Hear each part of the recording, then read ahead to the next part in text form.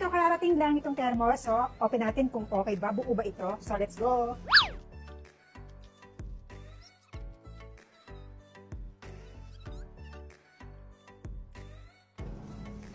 Ayan.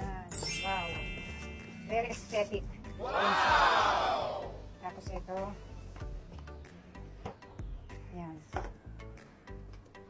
Sabi, kapag doon parang may echo, legit itong thermos na ito. So, pakinggan natin. Oh, meron nga siya. Pakinggan niya. Maririnig ba? Meron siyang echo. So, ayan, kasi ako nagpapakulo ako ng tubig para siguradong mainit yung ilalagay ko dito. Ayan. Tapos, pinili ko ay kulay black. At meron din pala siyang desiccant sa loob. Ayan, oh. Kita nyo? Ayan. Ba't nilalagyan pa ng desiccant yung loob? Hindi naman ito gamot. Hello? Ba't ganun? Anyway, ito kumukulo na yung tubig at isasalin ko na dito. Ayan. Binalawan ko muna ng mainit para malinis itong loob ng thermos. Ito, isalin na natin ang init. Ouch! Mainit. Isalin na natin.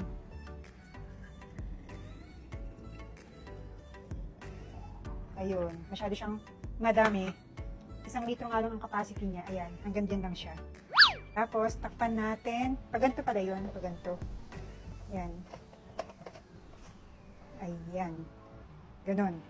Meron siyang pang press sa likod. Pipindutin nyo lang to. Kunyari, magsasalin tayo dito. Press nyo itong likod. Ayun. Di ba ang init? Pag nakaganyan lang siya, walang matatapon. Ayun. Naka-close siya. Tingnan natin bukas kung ito ba ay mainit. Ang oras ay 4:30 pa lang ng hapon. So, ayan siya. The next day. So, good morning. 7:30 na umaga at magtitimpla na ako ng kape.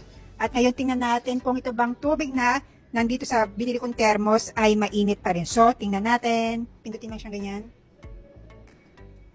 Oh, mainit pa rin. Ah, bongga. Di ba umuusok-usok pa yan, no?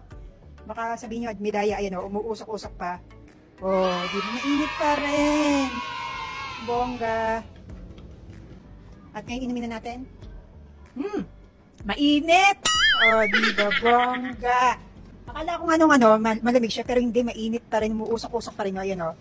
Ayun, o, umuusok-usok, o, ayan, di ba? Wala yung edit.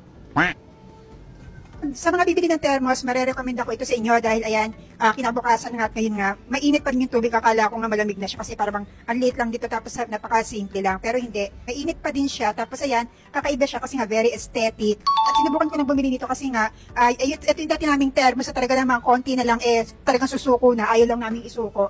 At eto siya, ayan, nakikita niyo yung packing tape na yan, hirapan na ako maghanap ng thermos sa TikTok kasi mostly ang reklamo ng mga nakakatanggap ng order ay yung pagdating sa kanila, basag na yung thermos. So, nag-search ko dito sa TikTok. At nakita ko nga ito. And then, marami mga positive comments dito. Kasi marami din ito mga kulay. Merong kulay white, green, red, tapos black. And then, ang pinili ko talaga kulay black kasi rin siya effect sa temperature. Di ba pag nakaitim tayo, parang ako ito, nakaitim ako ngayon, nagkataon pa nakaitim ako. Para bang mas mainit sa pakiramdam. So, ayun, pinili ko tong itim para hindi agad siya lumamig. So, ayun sa mga naghahat ng thermos na kakaiba yung design, very aesthetic, ayan. Ito yung marirecommend ako sa inyo. At sa mga gusto umorder, ano pa iniintay nyo, i-click nyo lang ang yellow basket.